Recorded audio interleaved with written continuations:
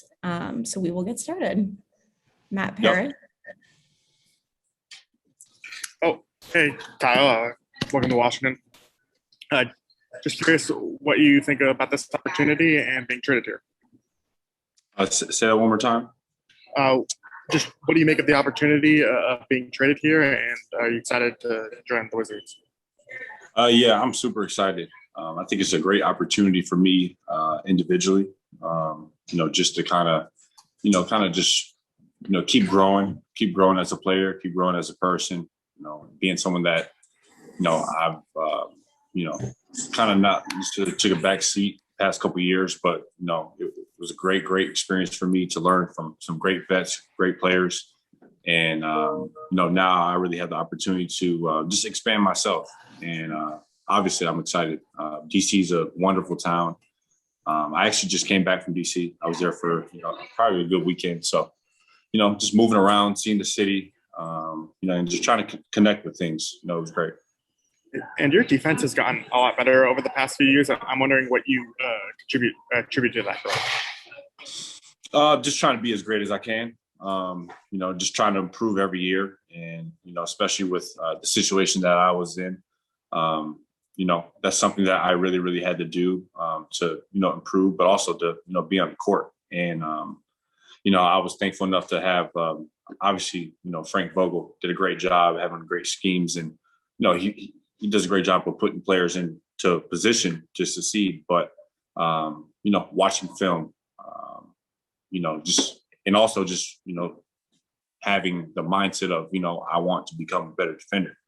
And I think for defense, that's something that's going to be really important to me this season, but also this team as well, this ball club. Kareem. Hey, what's up, Kyle? Kareem from the Washington Post, man. Congrats. Welcome to DC. Thank you.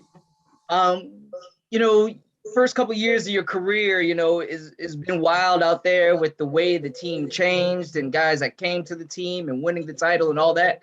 I'm just curious, what do you think are some of the biggest things that you kind of took from that entire experience? Because, some guys, that's a lot to go through in just a couple short years that I think some guys go through an entire career and might not have all of that kind of change and swirling around them. Yeah, it's a form of adversity. It's something that you have to really, face and take head on. Obviously changing roles, it's tough, especially when you're a young player, when you're trying to establish yourself.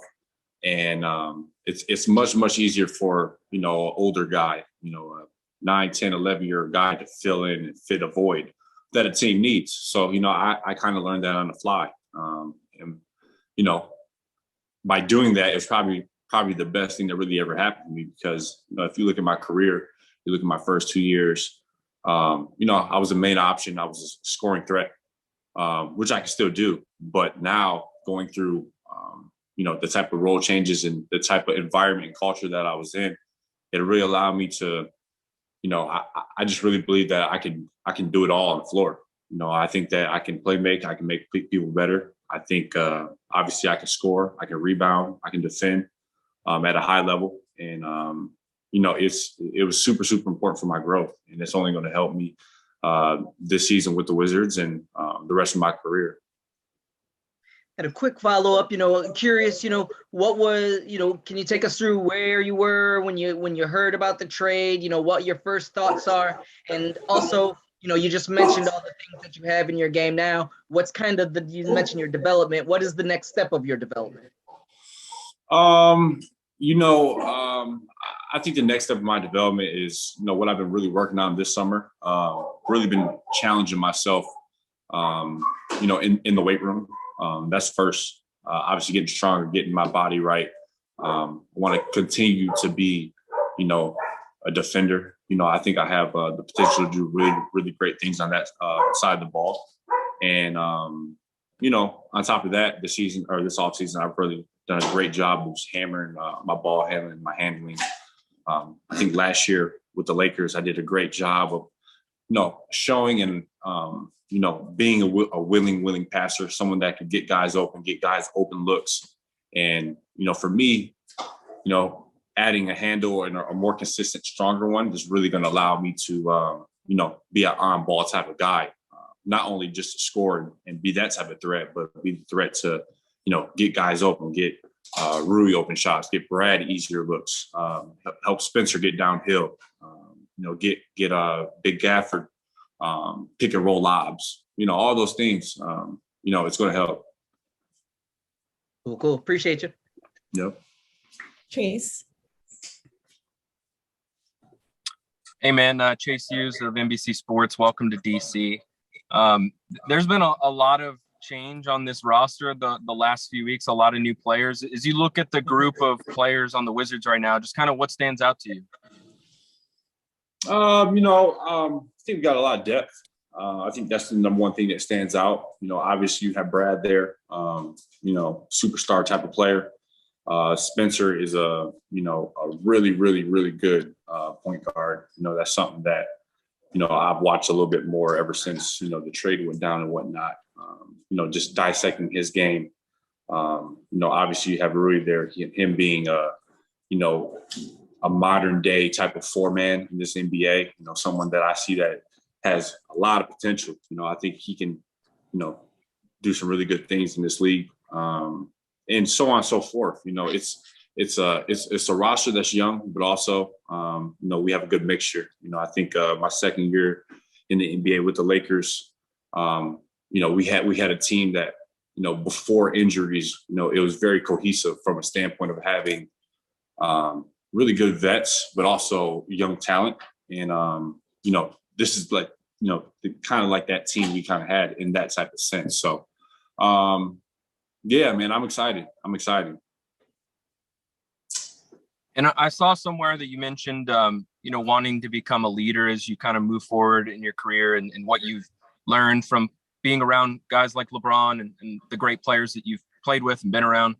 What do you take from them and as you try to, continue to mature as an NBA player? Professionalism. I think that's the number one thing. I think that's very, very important when you're, trying to build a winning culture, a culture that can contend for championships.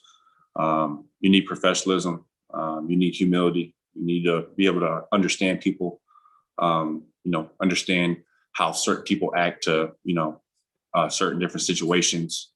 And also just, you have to lead by example. You can't just be a talker. You can't just do that. But, in order for guys to respect you and respect, your knowledge of the game, you have to do it at a high level and show it every day. So, for me, being around guys like LeBron, Rajon Rondo, even my second year, Tyson Chandler, so many people, have really influenced me and also influenced my professionalism in this league and how I, care about basketball and just care about my profession. So, yeah. Fred. Hey, Kyle. Fred Katz from The Athletic. How you doing? I'm good. How you doing? I'm good, thanks. I'm just curious. You guys have now a bunch of guys who kind of play a similar position to you, or at least a similar kind of role with you, Rui, and Bertans, and even Denny. How do you envision you guys kind of working together, and how do you envision you guys complementing each other once you get going? Well, I think you got to realize, obviously, I'm not going to say it's a log jam, but I'm going to say, if you look at the landscape of the NBA, teams always have a bunch of guys that are, 6'6" and above that can all play on the court at the same time. This league is transformed into, kind of positionless. And, if you have guys that know how to play basketball and defend at a high level, then now you're in business. So, I think it's a good problem to have, obviously for Wes and the organization. I like to call it successful people problems, because you have a lot of great talented players on one roster. And, it's always about sacrifice and, trying to win. So. Thanks, Kyle. Yep. Matt. Hey, Hey Kyle, you kind of mentioned your reaction to the trade, but like right beforehand, you kind of were rumored to go to Sacramento. So like, were you following it closely? Like, what was kind of your reaction when, all right, it's the Wizards, not Sacramento? Well, it was I mean, it was essentially a done deal. I thought I was going to Sac. That's what I was hearing, and getting ready for that move, and then at the 11th hour, not really the 11th hour, but you know what I'm saying. The Wizards kind of came out of nowhere in that Russ deal, and he wanted to get to LA, and they made it happen. And I was excited about going to Sac, but then obviously the Washington thing came up, and I was ecstatic because having a chance to play with a superstar like Brad Beal, and an organization that's trying to win. That's something that Brad wants to do bad. You could just see how he plays and how he carries himself. So having the opportunity to play for a team, have a big role, and have a great chance of going to the playoffs in the East. You can't beat that. It's perfect. Christos? Hello, Kyle. Christos from Greece. Hope you're doing well.